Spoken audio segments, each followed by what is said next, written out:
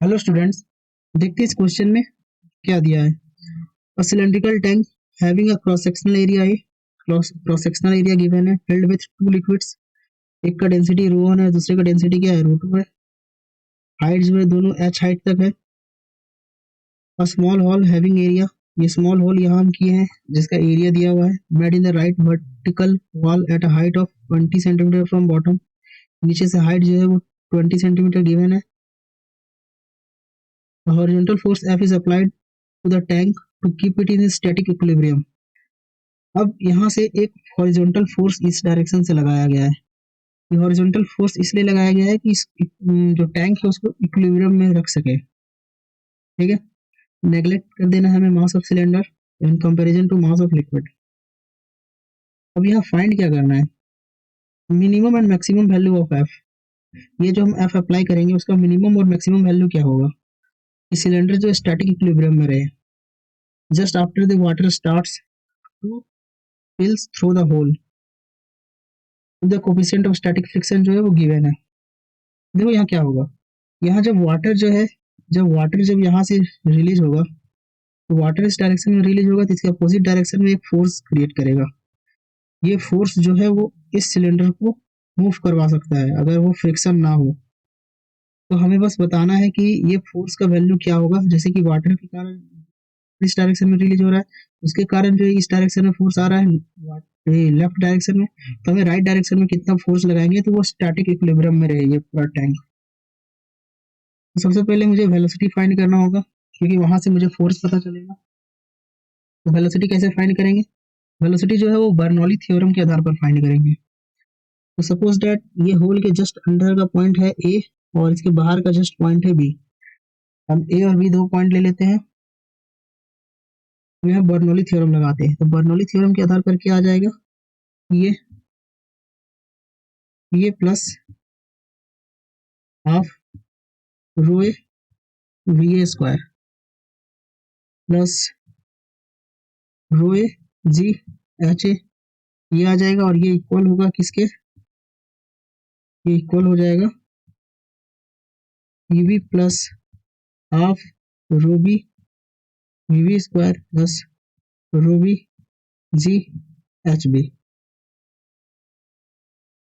अब यहाँ पे हमें डिफरेंट डिफरेंट चीज का वैल्यू निकालना है, जैसे प्रेशर ए का क्या है, फिर हाइट ए का क्या है, बी का हाइट क्या है, प्रेशर एट बी क्या है।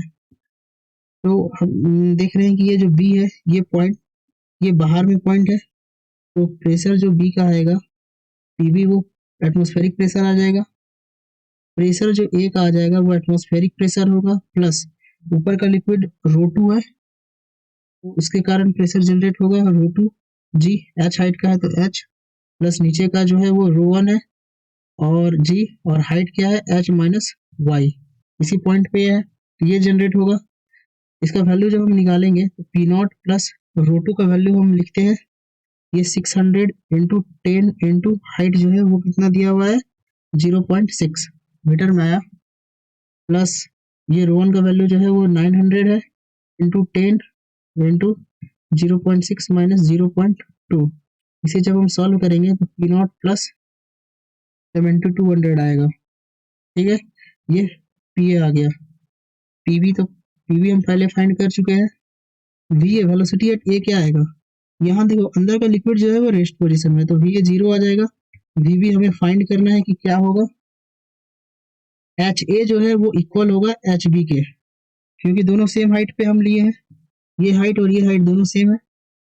तो जब हम इसे पुट करते हैं ऊपर वाले इक्वेशन में तो हम देख रहे हैं मेरे पास क्या बचता है, मेरे पास बचेगा इधर साइड पी नॉट प्लस 7200, बाकी कैंसिल हो जाएगा, इधर बचेगा P naught plus half into 900 into V square, ये भी यानी कि वी भी है।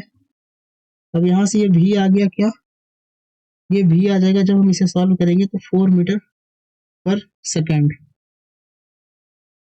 ये भी जो है वो भी जो है वो सॉरी भी जो है वो 4 मीटर पर सेकेंड आ जाएगा इसे सॉल्व करेंगे तो, यानी कि ये मेरा वेलोसिटी ऑफ रिफ्लेक्स निकल गया 4 मीटर पर सेकेंड। अब मुझे क्या फाइंड करना है कि ये जो वेलोसिटी आ रहा है मतलब इस डायरेक्शन में ये वेलोसिटी है लिक्विड का, अब इस वेलोसिटी के कारण फ्लोइंग फ्लूइड होता है या फ्लोइंग लिक्विड होता है वो एक्सर्ट करता है, थ्रस्ट करता है। अब इस थ्रस्ट फोर्स जो है वो कितना वेसल पर क्रिएट करेगा, तो F equals to minus T by D T ये क्रिएट करेगा। इसे मैं लिख सकता हूँ क्या, D by D T of M B. और अब यहाँ मास का हमको वैल्यू पुट करना है, तो D by D T of mass को हम वॉल्यूम और डेंसिटी के टर्म में लिख सकते हैं, यानी कि area into length into rho density into velocity आ जाएगा। इसे मैं लिख सकता हूँ A into rho into velocity, और D L by D T को क्या लिख सकते हैं, वी, यानी कि ये आ गया ए रो वी स्क्वायर। यानी कि जब हम यहाँ इसका वैल्यू पुट करेंगे तो ये क्या आ जाएगा, 5 इंटू 10⁻⁻⁴, ये एरिया आ जाएगा। अब ये एरिया जो है वो सेंटीमीटर में गिवन था स्क्वायर में, अब ये मीटर स्क्वायर में लिख दी, इसके लिए -4 आया 10⁻, फिर ये 900 इंटू 16, मतलब यहाँ से मेरा जो F का वैल्यू आया वो क्या आ गया, 7.2 न्यूटन। यानी कि लिक्विड जो है इतना फोर्स जो है वो इस वेसल पर एग्जर्ट करेगा अपोजिट डायरेक्शन में। ठीक है, अब यहाँ से जो है वो हम मिनिमम फोर्स निकालना है और मैक्सिमम फोर्स निकालना है। तो मिनिमम और मैक्सिमम फोर्स हम कैसे फाइंड आउट करेंगे, पहले जो है वो ये फोर्स और वेलोसिटी जो आया उसे मैं एक तरफ नोट कर लेता हूँ और इरेज कर देता हूँ इसे। वेलोसिटी मेरा आया था 4 मीटर पर सेकेंड एंड फोर्स आया लिक्विड की वजह से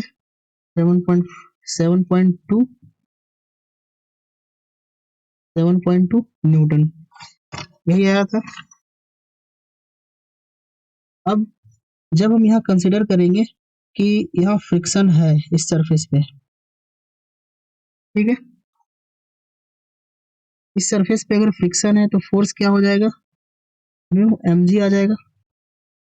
अब मास जो है वो क्या हो जाएगा, म्यू का वैल्यू तो मुझे पता है, मास हम कैसे लिख सकते हैं, तो A into H into rho one plus area into height into rho two, और ये जी हो जाएगा, यानी कि 0.01, यहाँ जो वैल्यू है 0.5 into 900 into 0.6 plus 0.5 into 0.6 into 600 और इंटू 10 आ जाएगा। इसे जब मैं सॉल्व करूंगा ये 45 न्यूटन देगा। ठीक है, ये जो फोर्स आया ये फ्रिक्शनल फोर्स, मतलब कि जब फ्रिक्शन का केस था, जब हम कोफिशिएंट ऑफ फ्रिक्शन मतलब कि जब कंसिडर किए उस समय का ये फोर्स आ रहा है। ठीक है, यहाँ से दो सिचुएशन क्रिएट होता है, एक एफ मिनिमम के लिए और सेकेंड सिचुएशन क्रिएट होगा एफ मैक्सिमम के लिए। सबसे पहले हम मिनिमम का बात करते हैं। मिनिमम कब होगा, मिनिमम किस कब होगा, जैसे कि ये सरफेस पे रखा हुआ है, ये वेसल है, अब लिक्विड की वजह से इस डायरेक्शन में फोर्स आ रहा है। ठीक है, और स्टैटिक फ्रिक्शन इसमें कितना जनरेट हो रहा है, इस डायरेक्शन में स्टैटिक फ्रिक्शन कितना जनरेट हो रहा है, वो F इक्वल्स टू 45 न्यूटन हो रहा है, और यहाँ लिक्विड की वजह से इस डायरेक्शन में 7.2 न्यूटन जा रहा है। तो यहाँ से हम कोई फोर्स अप्लाई करें ना करें तो भी ये मूव नहीं करेगा, क्योंकि फ्रिक्शनल फोर्स 45 न्यूटन बहुत ग्रेटर है 7.2 से, यानी कि F मिनिमम जो होगा वो 0 हो जाएगा।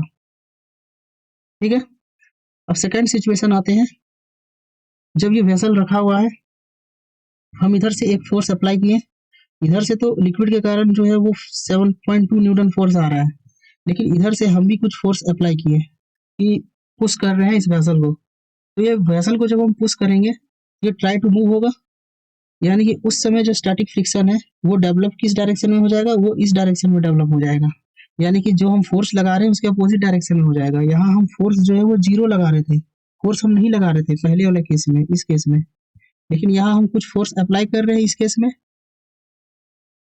अप्लाई जब करेंगे तो हम देख रहे हैं कि ये जो मेरा स्टैटिक फ्रिक्शन पहले राइट साइड में लग रहा था अब लेफ्ट साइड में लग रहा है, और ये कितना लग रहा है, 45 न्यूटन लग रहा है, यानी कि F मैक्सिमम कितना हो जाएगा, 45 प्लस 7.2, यानी कि 52.2 न्यूटन।